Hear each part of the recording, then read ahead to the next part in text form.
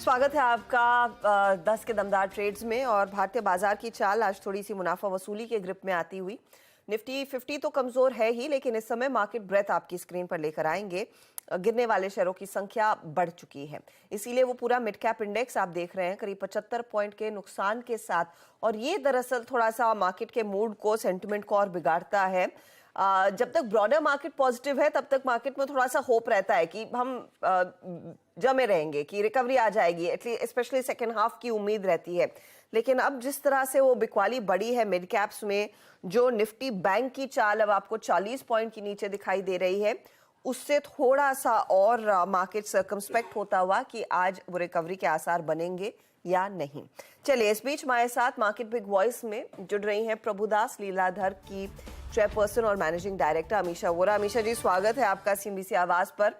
एक अच्छा हफ्ता वैसे निकला था, कंसिडरिंग एक वेल डिजर्व्ड ब्रेक मिला था मार्केट में भी, लेकिन उसके बाद ये ग्लोबल फ्रंट पर सिचुएशन थोड़ी सी और बिगड़ने लगी है। अमेरिका में लगातार 2 ट्रेडिंग सेशंस में मुनाफा वसूली देखी जा रही है।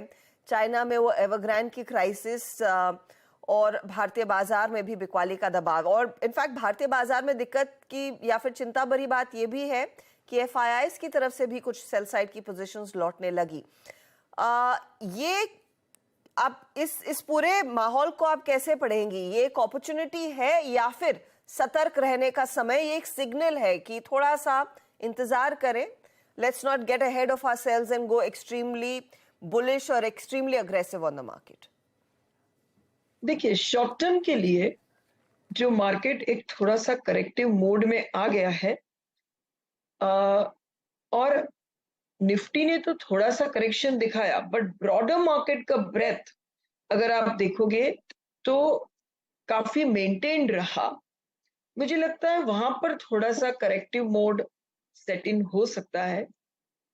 अगर हम लॉन्ग टर्म की देखेंगे तो ये जो भी करेक्टिव मोड होगा, अभी तो पैन आउट होना चालू होगा, but that will definitely be a buying opportunity. So there are definitely 2 sides to this coin.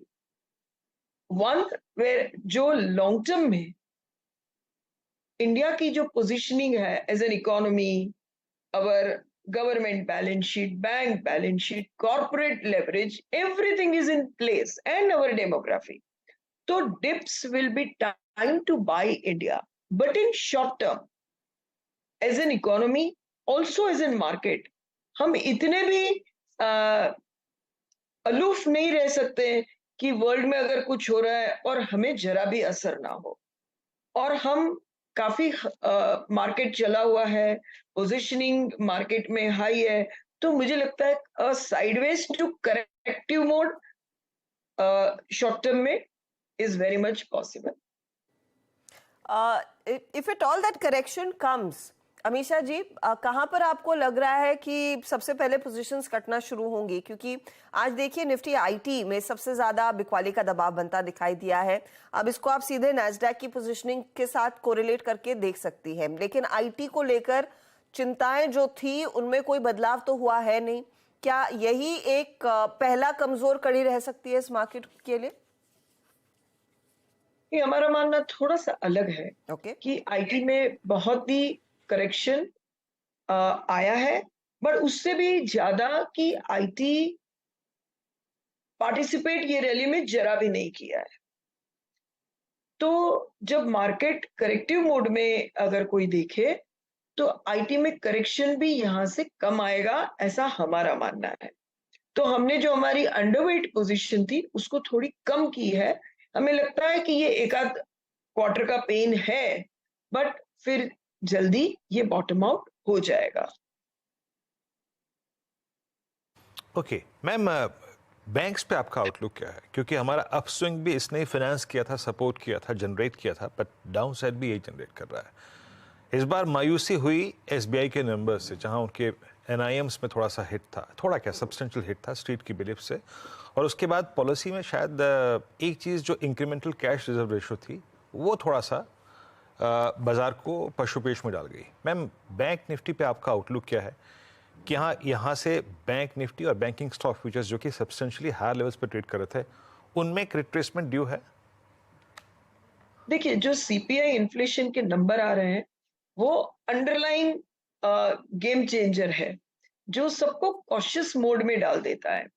और इसी के चलते as a lighter, you know, I wouldn't say lighter, but as a first step RBI ने ये choose किया कि थोड़ी liquidity कम करे।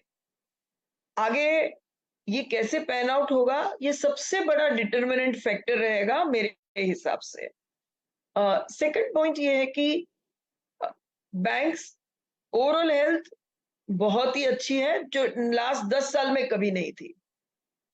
बट बैंक निफ्टी में ईटीएफ के फ्लो सबसे पहले आते भी हैं, जाते भी हैं। तो शॉर्ट टर्म में देखा जाए तो ये करेक्शन में पार्टिसिपेट कर सकते हैं। Once again, medium to long term, I still feel some of the private sector banks in particular have done, वो इतना अच्छा कर रहे हैं कि वो कोर पोर्टफोलियो का पार्ट है और वो अच्छा ही करेंगे। ओके, चलिए, तो ये बैंक्स पे, आईटी पे बात हुई मोटा मोटी मैम से। मैम, एक दो थीम्स जो कि अच्छा चलना शुरू हुई हैं, एंड फॉर्चुनेटली काफ़ी समय बाद चलना शुरू हुई हैं।